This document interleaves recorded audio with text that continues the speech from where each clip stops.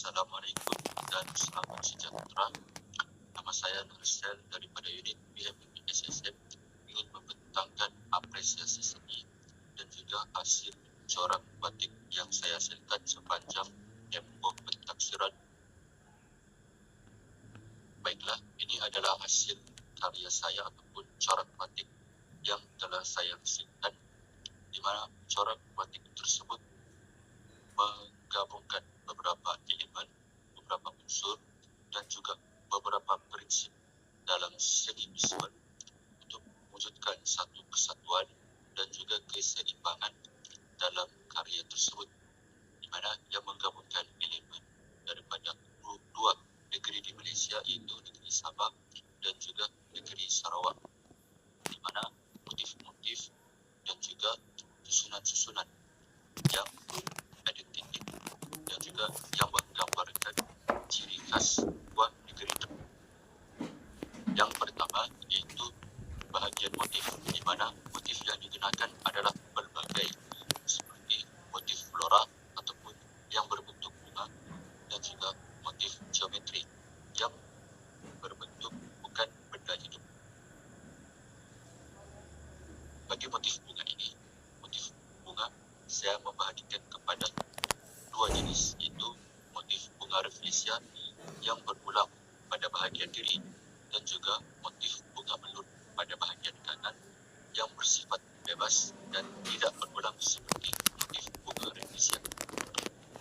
Hal ini disebabkan motif bunga rafflesia tersebut menggambarkan ciri khas bagi negeri Sabah, manakala motif bunga melur pula menggambarkan ciri khas negeri Sarawak.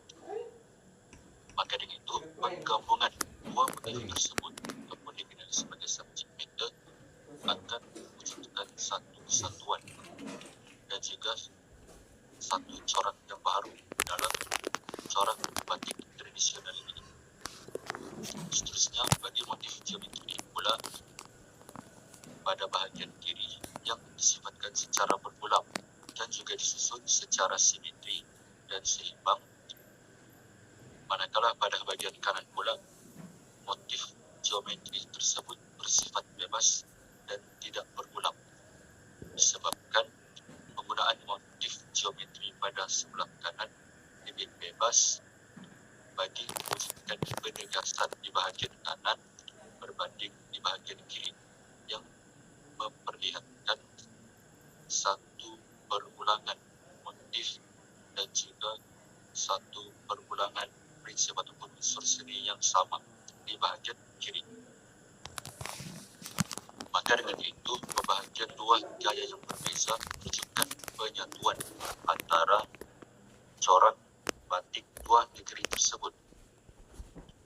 Maka dengan itu, pembahagian dua gaya tersebut menggabungkan juga beberapa teknik ataupun beberapa bahan dan juga media yang digunakan dalam proses menghasilkan karya corak batik tersebut.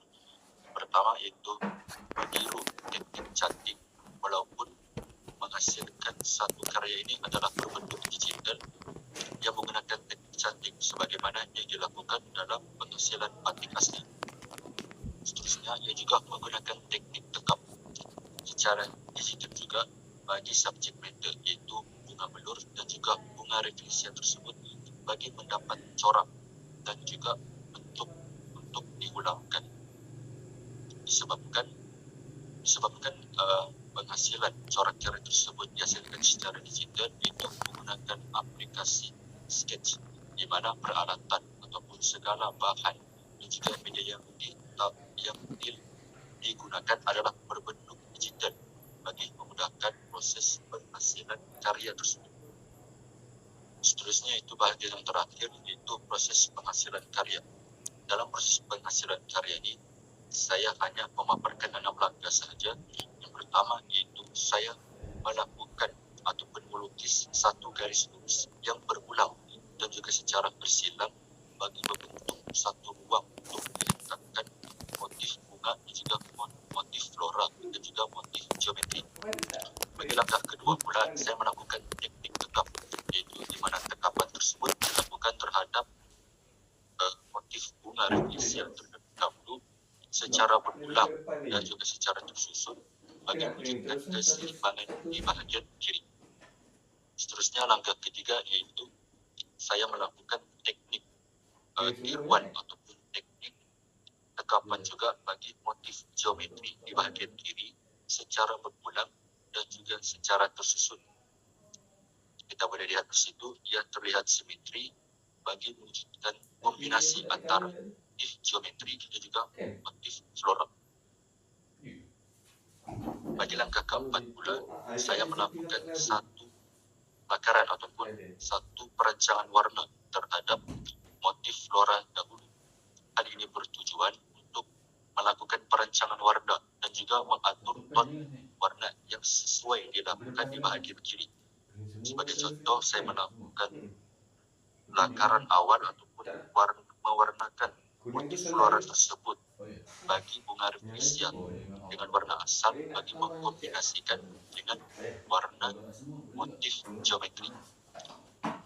Seperti yang kita tengok dalam langkah 5, saya melakukan lakaran awal dan juga mewarnakan motif geometri yang awal juga disebabkan bagi mewujudkan satu keseimbangan dalam ton warna di bahagian kiri dan juga menjadikan hasil corak batik tersebut lebih tersusun dan juga tidak terlalu terang, tidak terlalu gelap.